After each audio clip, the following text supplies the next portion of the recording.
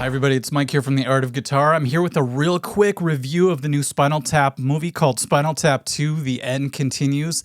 And I'm going to try to keep it non-spoiler as much as possible. I mean, there's already like a trailer out and a lot of people have seen clips from it.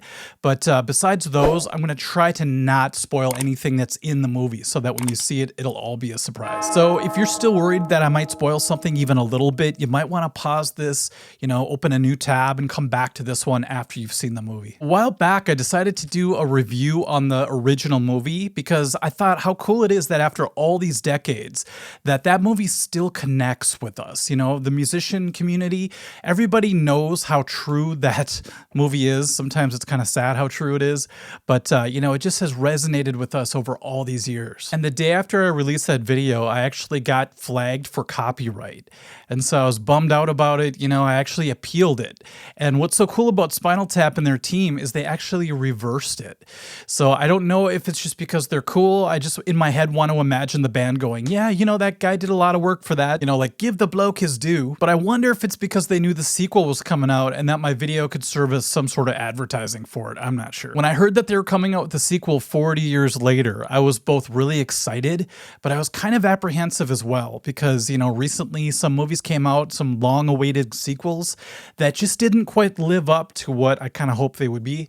One of them would be Bill and Ted's, what's it called? I don't even remember now. Is it like Face the Music or something? Yeah, Bill and Ted Face the Music. Now, it wasn't a horrible movie. It just wasn't as epic as I wanted it to be. Our expectations are kind of high just because of the earlier films, obviously. But I do have to say, at least I got to look at Samara Weaving a little bit. When I found out about the Spinal Tap movie, I actually jumped online right away to buy tickets. And to my surprise, one of the theaters nearby was actually going to do like a pre-screening, like an early viewing of it. And it was going to be 2 days before the release date. So I ended up getting 2 tickets. Everything was sold out in the good seating area, but up in front where nobody wants to sit, there was a lot of options. So I just bought 2 tickets in the second row. So I knew our necks were going to get a workout that night. Anytime you go sit that close at an IMAX movie, you're going to be looking up quite a bit. So any pictures I took of the movie, I tried not to bootleg it, so I didn't do any video, but I just took quick snapshots like I would at a concert. And it's funny because it's all going to be warped because of the perspective from way down below. My Sanctus bandmate Corey came with me. I wore this shirt and Corey wore his shark sandwich shirt. And we felt kind of cool walking in, like we're part of the club. We look and everybody else has their Spinal Tap gear on as well. Now, I've gone to this AMC theater quite a bit in my life. And first of all, I'm happy it's still open, But when I went in, I noticed that the arcade has been like shrunk down. It's been this way for a while. And it's kind of stuffed in the corner. And the worst part was nothing was even powered up. They don't even bother turning the power on any of the machines anymore. So I thought, man, we've fallen a long way from the old days where you could go to the movie theater and I could play like the Star Wars game.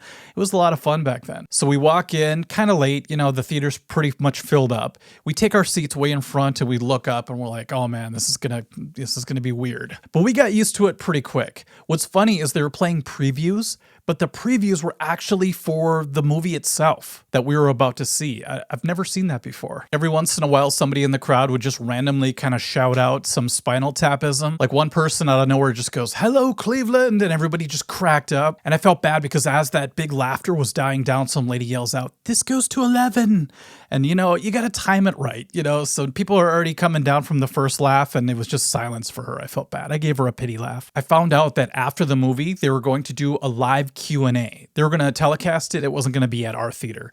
But I thought that was a really cool thing to offer their fans because obviously huge fans are going to come to the early screening. And so I'll be talking about that Q&A afterwards, but I thought that was a really classy touch. I could tell simply by the previews that the sound was going to be incredible at this particular theater because it was the IMAX experience.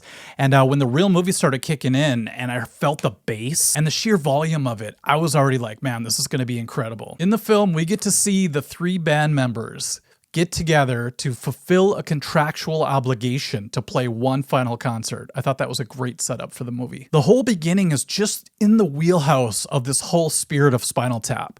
So they kind of show what each member is up to now. And I thought, what a perfect way to kick off this movie because that is really where they're at their best. Because I was kind of worried since this is such a big deal that maybe they would get rid of some of the improvising. I thought maybe it would be more scripted.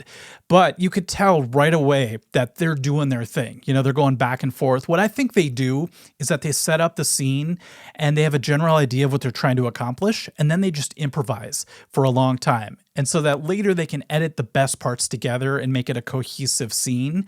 And I think that's how you get the best of both worlds. I have to say though, out of all three of the band members' segments, Nigel's was the one that stuck with me the most, got the most laughs in our theater. And when you see it, you're going to understand why. I can't wait to get my hands on a t-shirt with Nigel's business's logo on it. I'll leave it at that. It might be a bit cheesy, but I love that they kept bringing back old characters from the first movie. Even if they had smaller roles in the first movie, they brought some of them back. And so it was always a surprise to be like, oh my God, that's them today. And it really added to the nostalgia, but it also I think it made all of us feel kind of old. You know, those of us that have been around ever since it was released. And it's like, oh man, times have changed. People have changed. Some people look completely different. And I have to admit, one or two of them still look pretty incredible. One thing that I think that gets overlooked with Spinal Tap, maybe not, but I just don't hear a lot of people talking about it, is the subtlety in the acting that really sells it. So, you know, like I said, you have three guys that have to get back together after all these years. And there's tension, you know, in there, and you're going to see that. And when they're talking, especially between David and Nigel, they'll say something and one of them will kind of wince a little bit or, you know, look at the camera a certain way or their lip will quiver. And it's like those little tiny micro details are really what make this believable. The antagonist in this movie was great. You know, whenever it comes to the music business, there always has to be some sort of heel, you know, and this guy happened to be the stage promoter, concert promoter guy. And I won't give too much away, but he does a great job in the role. You know, he's one of those guys that couldn't care less about music. There's actually more to that, but I'll leave that, you know, for you to watch. But the way they portray him is awesome. I still think, though, Conan O'Brien would have been perfect in that role. Let me know if you agree once you see the movie. Conan would have smoked that role. But Conan is in the movie, you know, because they have a whole bunch of cameos, and that's what kind of worried me a little bit about the movie. Sometimes when a movie doesn't have a lot of substance, they'll pack it full of stars and cameos coming in, you know, and it's one of those weird things where they have to cater the movie to the cameo, so something will make no sense at all, only because they needed like Tom Cruise or something to come in. Tom Cruise is not in this movie, by the way. But what was great in this movie is that they didn't do that. They actually made things make sense. So when you see like a certain like star drummer or, you know, just anybody who comes in that's like a huge star, there's a purpose for them to be in the movie. And actually a few of them actually have pretty major parts in the movie. They don't just come and go. Some of them stick around and actually perform, which is great. That's kind of a spoiler, but I didn't say who. Once again, that's just after seeing the movie one time. Maybe after my second or third viewing, I'll change my mind about a few things, but as for right now, that's how I feel. I really love the scene with the drummer tryouts because it was so realistic. You know, they were asking people if they would come in to try out, and it was so funny because the ongoing joke, if you know, you know, the drummers don't last too long when they're in Spinal Tap. They always meet some sort of strange ending, like choking to death on somebody else's vomit. But when they were in the actual room trying out drummers, it was great because they had people of all sorts, you know, playing different styles and just being crazy sometimes. But I have to say the person they ended up choosing was the perfect choice for that band. Killer chops, and I'll talk a little bit more later about it. The rehearsal scenes were great because, you know, there's, like I talked about before, the tension's there. And so whenever a band has any type of tension, like in-band tension, there's always ways that they show it to each other that maybe you won't even notice if you're just watching a band rehearse. But it's just these little things that annoy each other because they've known each other for so long and they know how to get under each other's skin.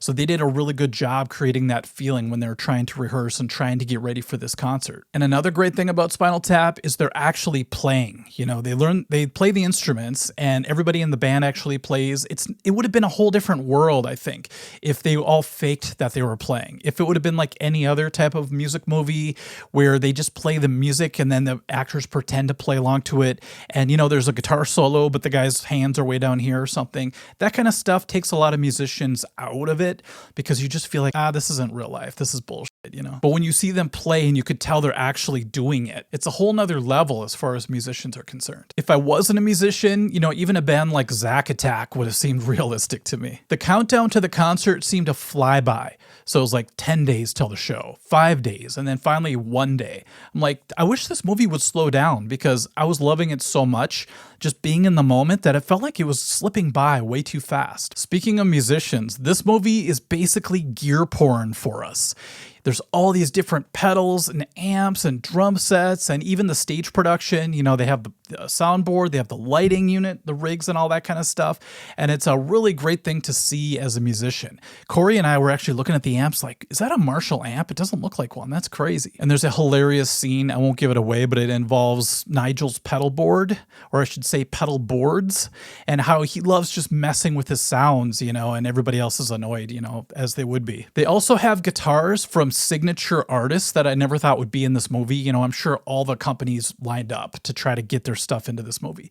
But St. Vincent's guitar is in it, and so is Joe Satriani's. So that's a little gear spoiler, but I don't think that's a big deal because, you know, you're going to see it anyway, and you're going to be like, oh yeah, he's right. Be sure when you watch the movie that you try to take in as many details as possible, because you could tell that they did a lot of work trying to put little Easter eggs all over the place. And even just things that maybe you wouldn't focus on are hilarious. So for example, when they're talking to David, they have an up-close shot of him, and, you know, you're listening to what he's saying, and he's hilarious. But if you look down, one of his shirts, I'm just like, oh my God, I didn't even notice at first what's on his shirt. And I'll just tell you, it involves an octopus, but you'll have to check it out for yourself. But almost every scene, if you look around, you're like, oh my God, I would have never noticed that. So like I said, I'm going to have to watch it multiple times to really take it all in. What was pretty cool was that they didn't shy away from the idea that they're older now. I know that's the idea of the whole movie, you know, like 40 years later, what are they up to now? But in the movie, they weren't trying to become their younger selves again to play a live show. It was very realistic. It's like they just accepted that they're a lot older now and that their fan base is a lot older. And even though that concert promoter's like, you know, we do live in a post-K-pop world, so you guys are going to have to dance around and be crazy. They didn't make any attempts at doing that in the movie. You know, they let the music do the talking, which I thought was very realistic. Although I think it would have been funny to see Nigel, I shouldn't say this because never mind. And even in the Q&A, they kind of talk about that, like being older and, you know, doing all this stuff again. And Nigel made a great point, because you guys probably won't see the Q&A unless you get the DVD in the future or whatever. But he's like, you really want us all to get plastic surgery and look like this? And Derek was funny. He's like, you can't do this, though, because your hands look old.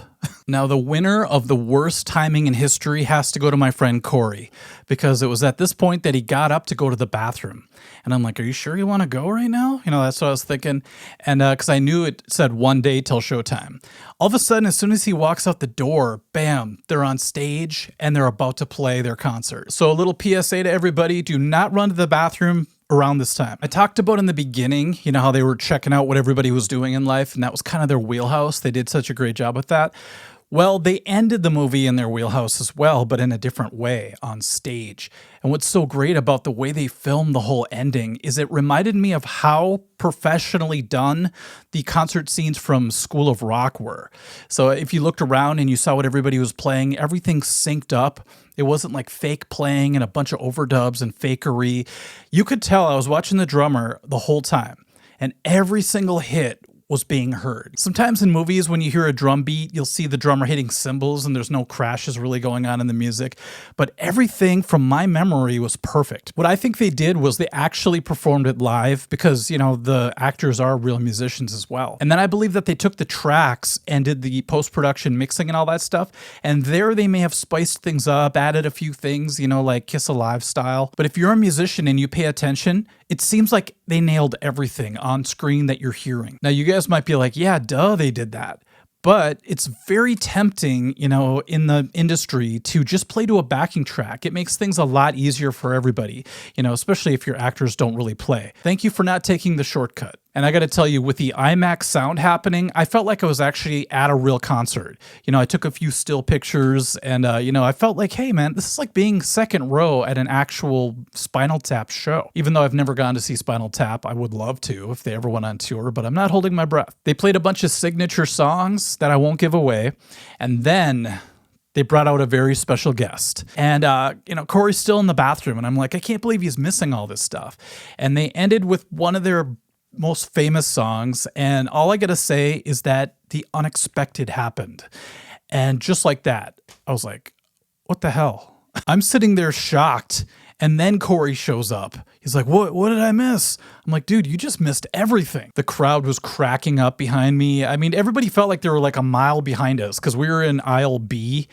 And then there's a huge like walk area, and then all the seats are way behind us, but it sounded, I could just hear it, just like everybody was cracking up. And that crazy ending was one of those things where it was silence followed by like an eruption of laughter. People going, I can't believe we just saw that. We also had the pleasure of having that one lady that's in a lot of audiences that laughs a little too hard at everything.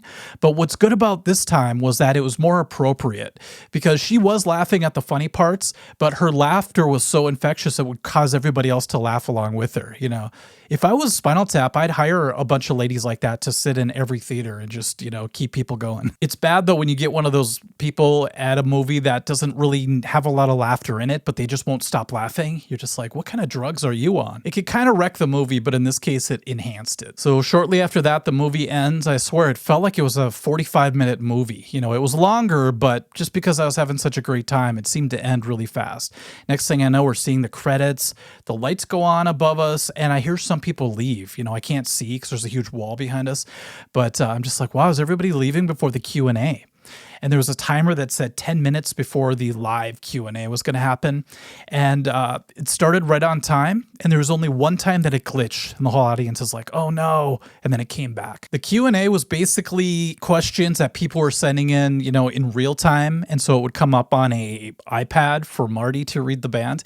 And it was great, but it was also overwhelming because they're all so great at improvising that they all got ideas whenever there was a question and they would kind of all talk over each other. And if you didn't listen carefully, it was easy to miss a lot of the clever reactions to the questions. I'd have to say that Harry Shearer, you know, Derek Smalls, has some of the best comebacks and some of the best answers to these questions, but he's a little bit more subdued. You know, the other two are kind of bold when they talk, but he's sort of off to the side, you know, and he'll say something, and if you don't listen carefully, you might miss it. But he's always coming up with some comedic gems. It's just sometimes you don't notice it. So they asked maybe 5 to 7 questions. I couldn't really keep track, but it only lasted like 20 minutes or so. But it was really cool to see that for the fans. You know, it was a really cool thing to see. And when it was done, the lights went up and I stood up and turned around and pretty much everybody was still there. So it was only a handful of people that got up and left. I think it was like 10 people maybe, because the whole place still looked very full. Spinal Tap fans are pretty solid, you know?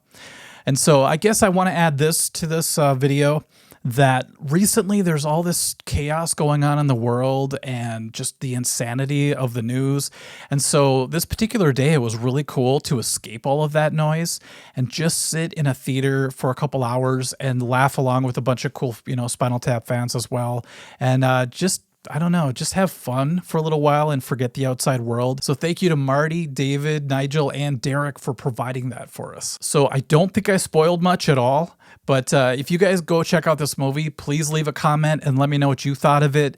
I'm going to go see it again in the next week or so. I still have to see the new Conjuring, so I'll be hitting the theaters more than usual this week. But I also look forward to buying the DVD. I'm going to go old school because I know it's going to come with a bunch of bonus features. And that's one of the best parts of the original Spinal Tap movie. I have it on DVD. Half of it, half the fun of the actual thing is watching the bonus features. Anyhow, thank you for watching the review, and we'll catch you in the comment section or the next video, or both. All right, we'll see you. Bye-bye.